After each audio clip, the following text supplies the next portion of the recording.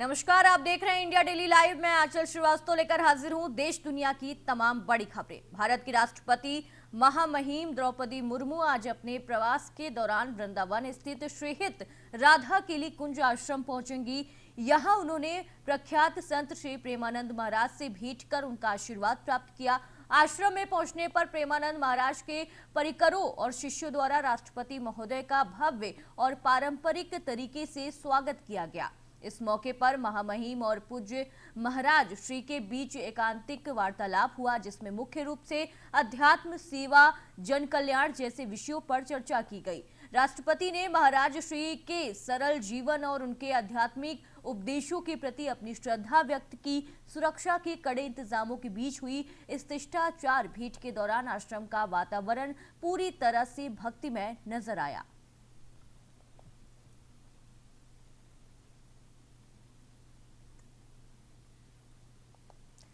प्रधानमंत्री नरेंद्र मोदी ने कतर के अमीर शेख तमीम बिन हमद अल थानी से बातचीत कर ईद की शुभकामनाएं दी हैं। इस दौरान प्रधानमंत्री ने क्षेत्र में हाल के तनाव और ऊर्जा ढांचे पर हुए हमलों को लेकर चिंता जताई है, उनकी कड़ी निंदा की है। पीएम मोदी ने साफ कहा कि भारत कतर के साथ एकजुटता में खड़ा है और भारतीय समुदाय को दी गई सुरक्षा सहयोग के लिए आभार व्यक्त किया। साथ ही उन्होंने हॉर्मुज जड मरुथम मध्य में सुरक्षित और निर्बाध नौवाहन का समर्थन दोहराया। प्रधानमंत्री ने उम्मीद जताई कि क्षेत्र में शांति स्थिरता बनी रहेगी, जिससे वैश्विक ऊर्जा और व्यापार व्यवस्था पर कोई असर नहीं पड़ेगा।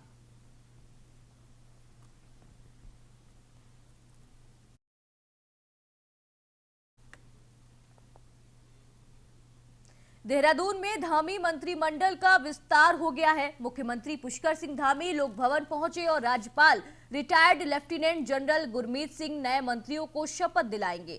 वर्तमान में धामी मंत्रिमंडल में 5 पद खाली थे। मंत्रिमंडल विस्तार के लिए जिन नामों की चर्चा थी, अब उन पर मोहर लग चुकी है।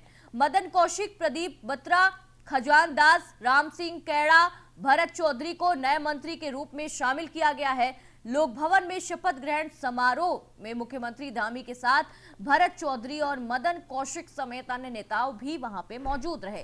सबसे पहले देहरादून के राजपुर से विधायक खजान दास और रुद्रप्रयाग से विधायक भरत सिंह चौधरी ने संस्कृति में शपथ ली। राम सिंह कैड़ा ईश्वर की शपथ लेता हूं कि मैं विधि द्वारा स्थापित भारत के संविधान के प्रति सच्ची श्रद्धा और निष्ठा रखूंगा। मैं भारत की प्रभुता और अखंडता अक्षुण्ण रखूंगा। मैं उत्तराखंड राज्य के मंत्री के रूप में अपने कर्तव्यों का श्रद्धापूर्वक और शुद्ध अंतःकरण से निर्वहन करूंगा तथा मैं भय या पक्षपात, अनुराग या द्वेष के बिना सभी प्रकार के लोगों के प्रति संविधान और विधि के अनुसार न्याय करूंगा। मैं राम सिंह कैड़ा ईश्वर की शपथ लेता हूं कि जो विषय उत्तराखंड राज्य के मंत्री के रूप में मेरे विचार के लिए लाया जाएगा अथवा मुझे ज्ञात होगा, उसे किसी व्यक्ति या व्यक्तियों को तब के सिवाय जबकि ऐसे मंत्री के रूप में अपने कर्तव्यों के सम्यक निर्वहन के लिए ऐसा करना अपेक्षित हो, मैं प्रत्यक्ष अथवा अप्रत्यक्ष रूप से संसूचित या प्रकट नहीं करूंगा। मैं खजान दास ईश्वर की शपथ लेता हूं कि मैं विधि द्वारा स्थापित भारत के संविधान के प्रति सच्ची श्रद्धा और निष्ठा रखूंगा। मैं भारत की प्रभुता और अखंडता अक्षुण्ण रखूंगा। मैं भारत उत्तराखंड राज्य के मंत्री के रूप में अपने कर्तव्यों का श्रद्धापूर्वक और शुद्ध अंतःकरण से निर्वहन करूंगा तथा मैं भय और पक्षपात, अनुराग या द्वेष के बिना सभी प्रकार के लोगों के प्रति संविधान और विधि के अनुसार न्याय करूंगा। मैं खजान दास ईश्वर की शपथ लेता हूं कि जो विषय उत्तराखंड राज्य के मंत्री के रूप में मेरे विचार के लिए लाया जाएगा अथवा मुझे ज्ञात होगा, उसे किसी व्यक्ति या व्यक्तियों को तब तक के सिवाय जबकि ऐसे मंत्री के रूप में अपने कर्तव्यों के सम्यक निर्वहन के लिए ऐसा करना अपेक्षित हो, मैं प्रत्यक्ष अथवा अप्रत्यक्ष रूप से संसूचित या प्रकट नहीं।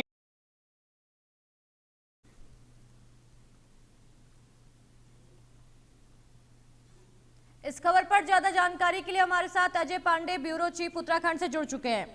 अजय, आज 5 मंत्रिमंडल की शपथ दिलाई गई है। क्या ये 2027 चुनाव को ध्यान में रखकर किया गया है? क्या कुछ जानकारी है इस पर अजय?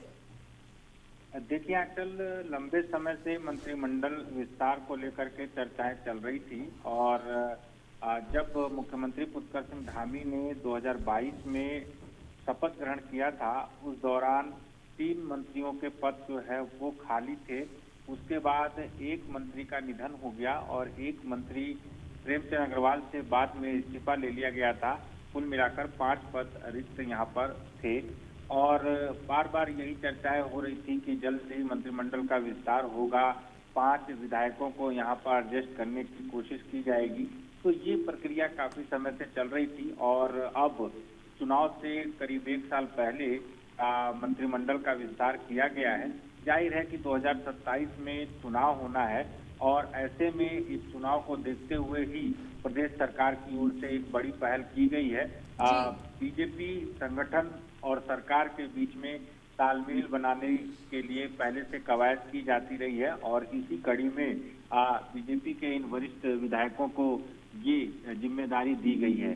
कुल मिलाकर के देखिए, जो 5 लोगों को मंत्री बनाया गया है, इनमें से 2 ऐसे मंत्री हैं, खजान दास और मदन कौशिक, जो पूर्व में अपना दायित्व मंत्री का निभा चुके हैं और बाकी जो 3 लोग नए मंत्री जो बने हैं, इनको पहली बार ये जिम्मेदारी सौंपी गई है।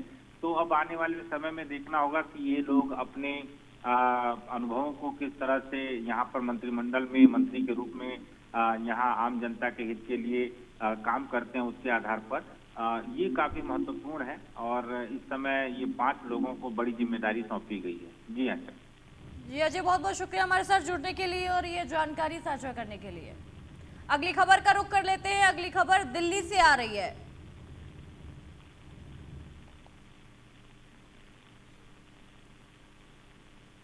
केंद्रीय गृह मंत्री अमित शाह ने वीरांगना रानी अवंतीबाई लोधी की जयंती पर उन्हें श्रद्धांजलि अर्पित की है।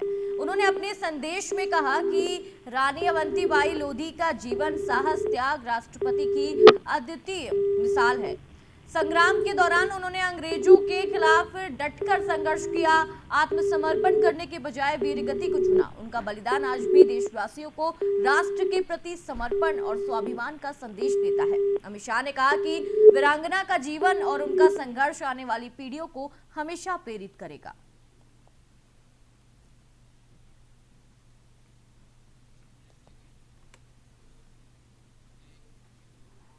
दिल्ली में बजट सत्र के पहले राजनीतिक हलचल तेज हो गई है। मुख्यमंत्री रेखा गुप्ता ने आज गांवों और किसानों के बीच पहुंचकर उनकी समस्याओं और सुझावों को सुना है। इस अहम मुलाकात में किसानों से जुड़े मुद्दे जैसे विकास, बुनियादी सुविधाएं और कृषि से जुड़ी चुनौतियों पर विस्तार से चर्चा की गई है। इस दौरान दिल्ली सरकार के मंत्री कपिल मिश्रा, दिल्ली ग्रामीण विकास बोर्ड के चेयरमैन राजकुमार चौहान और अन्य नेता भी वहां पे मौजूद रहे।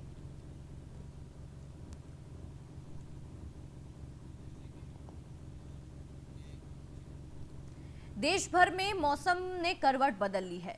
आज अचानक करवट ले ली है। उत्तर प्रदेश से लेकर पश्चिम और मध्य भारत तक कई राज्यों में तेज हवाओं, गरज और बारिश का जो दौर है वो जारी है।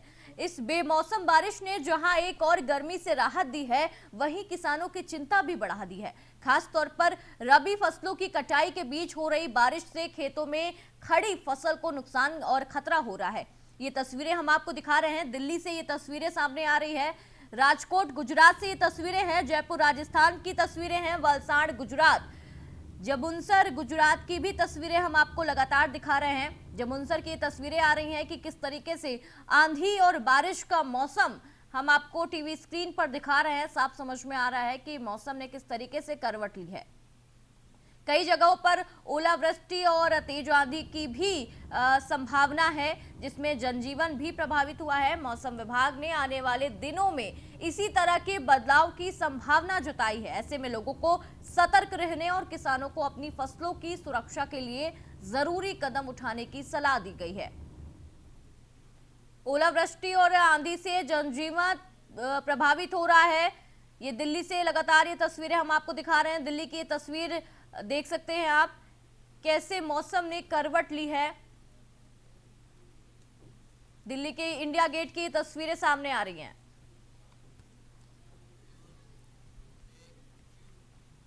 दिल्ली से अगली खबर का रुख कर लेते हैं। दिल्ली पुलिस ने लाजपत नगर मेट्रो स्टेशन पर हुई बैग चोरी की घटना में तेजी से कार्रवाई करते हुए आरोपी महिला को गिरफ्तार कर लिया है। चोरी हुए पर्स में 26,728 रुपए नगद, मेट्रो कार्ड और महत्वपूर्ण दस्तावेज सुरक्षित बरामद हो गए हैं।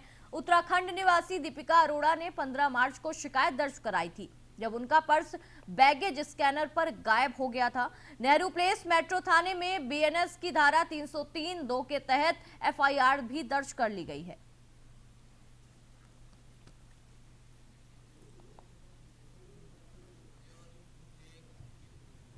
सूरत में चोरी की एक वारदात का पुलिस ने खुलासा किया है। उधना इलाके में स्थित Gokul bakery and live cake shop और गोकुल फ्रोजन फूड की दुकान को निशाना बनाते हुए चोरों ने करीब 1 लाख की नकदी पर हाथ साफ कर दिया है। ये घटना 17 मार्च की देर रात हुई, जब बदमाशों ने दुकान का शटर तोड़कर अंदर घुसते हुए वारदात को अंजाम दिया, जिसकी पूरी घटना सीसीटीवी में कैद हो गई है। मामले की गंभीरता को देखते हुए सूरत पुलिस ने तुरंत कार्रवाई करते हुए सर्विलांस और क्राइम ब्रांच की संयुक्त टीम के जरिए 5 आरोपी को गिरफ्तार कर लिया है। पुलिस ने चोरी में इस्तेमाल की गई बाइक, मोबाइल फोन समेत करीब हजारों रुपए भी बरामद किए हैं।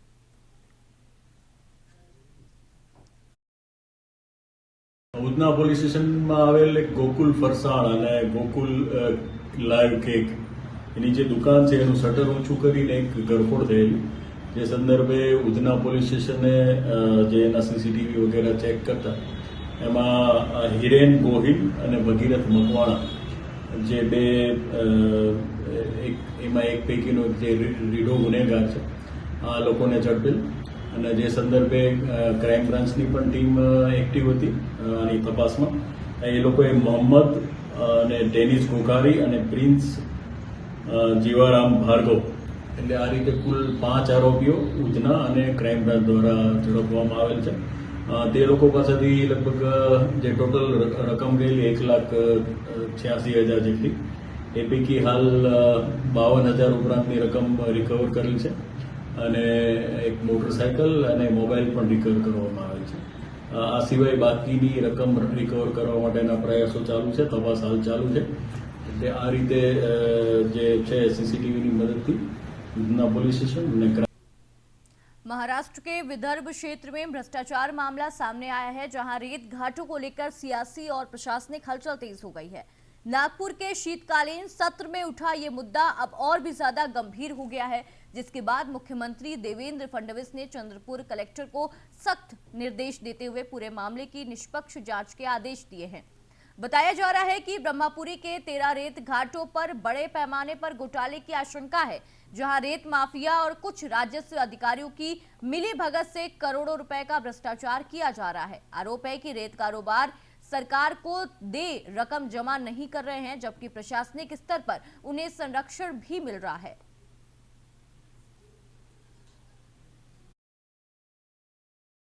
ब्रह्मपुरी के 13 घाटों पर मुख्यमंत्री महाराष्ट्र ने जो है वहां के जिला कलेक्टर को सख्त आदेश दिए हैं कि जो भी 13 घाटों पर जो अवैध तरीके से उत्खनन हो रहा है, जो राजस्व को नुकसान जो पहुंचाया जा रहा है, उस पे सख्त कार्रवाई करे। चूंकि मामला सामने आया था कि अग्रवाल नामक कोई ठेकेदार जो है, जिसके पास में जो है 70 करोड़ रुपए की जो राशि है, राजस्व राशि जो है वो सरकार को जो है उसने भरी नहीं है, और रेत घाट के ठेके पे अभी भी जो काम चल रहा है, और ये काम किसके बदौलत चल रहा है कि 70 करोड़ की इतनी भारी भरकम राशि भी ठेकेदार जो है वो सरकार को जमा नहीं कराया, और उत्खनन का काम जो है ये लगातार जोरों शोरों से चल रहा है। क्या इसमें कुछ अधिकारियों की मिलीभगत है? आज हम नागपुर के विधानसभा में खड़े हैं और यही बताना चाहते हैं कि महाराष्ट्र के 11 जिलों में जंगल क्षेत्र, जंगली जानवर, शेरों, खनिज जैसे भारी मात्रा में यहाँ पर जो है खदानें मौजूद हैं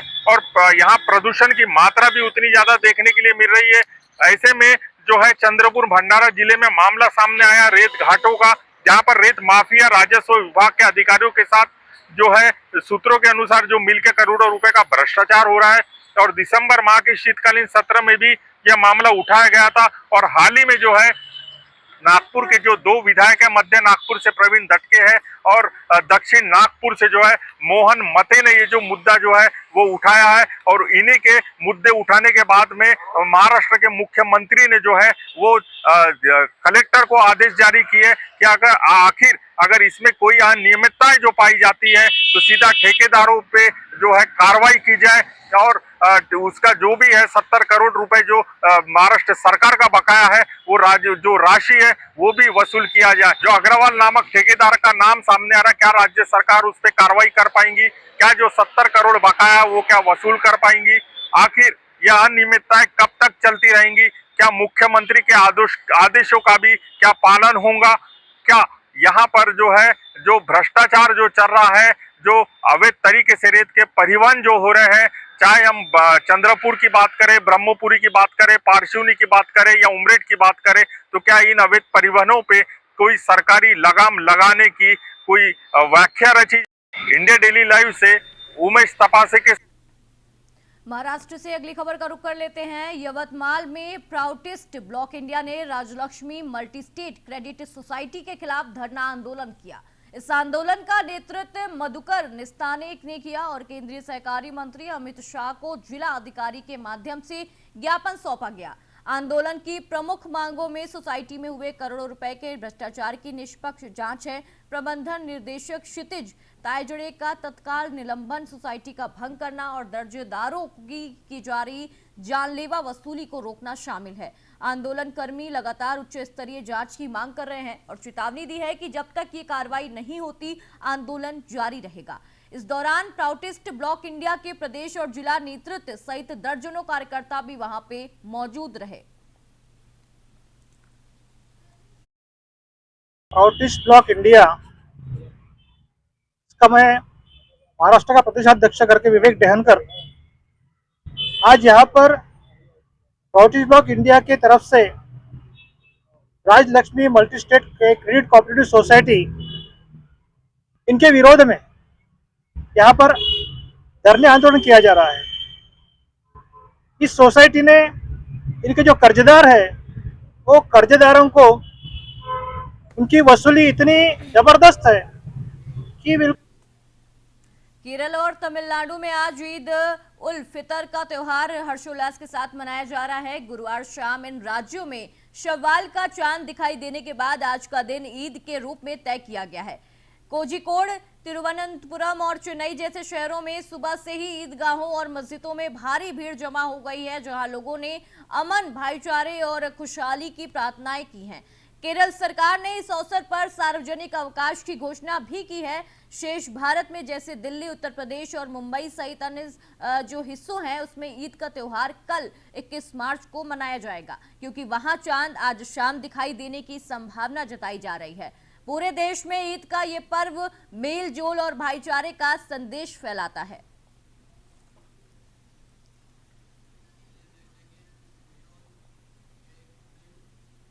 जोधपुर से अगली खबर का रुख कर लेते हैं। जोधपुर में एक विशेष योग सत्र का आयोजन हुआ है, जिसने मानसिक स्वास्थ्य और योग के महत्व को नई दिशा दी है। ये सत्र देश के प्रतिष्ठित स्वामी विवेकानंद योग अनुसंधान संस्थान में आयोजित किया गया है और इसका विषय है नकारात्मक भावनाओं और अतिचिंतन से कैसे निपटे। इस सत्र की अध्यक्षता योग जगत के अग्रणी विशेषज्ञ प्रधानमंत्री नरेंद्र मोदी के योग गुरु और पद्मश्री सम्मानित डॉक्टर HR नागेंद्र ने की है। डॉक्टर नागेंद्र ने अपने उद्घोष में बताया कि योग, ध्यान और सकारात्मक सोच के माध्यम से नकारात्मक भावनाओं और अतिचिंतन को नियंत्रित किया जा सकता है। इस मौके पर YIC के प्रथम बैच की प्रवेश प्रक्रिया का शुभारंभ भी किया गया, जो योग के क्षेत्र में करियर बनाने वालों के लोगों के लिए एक सुनहरा अवसर भी साबित हो सकता है। लाइव इंडिया दिल्ली के लिए आज हम लोग हैं जोधपुर में।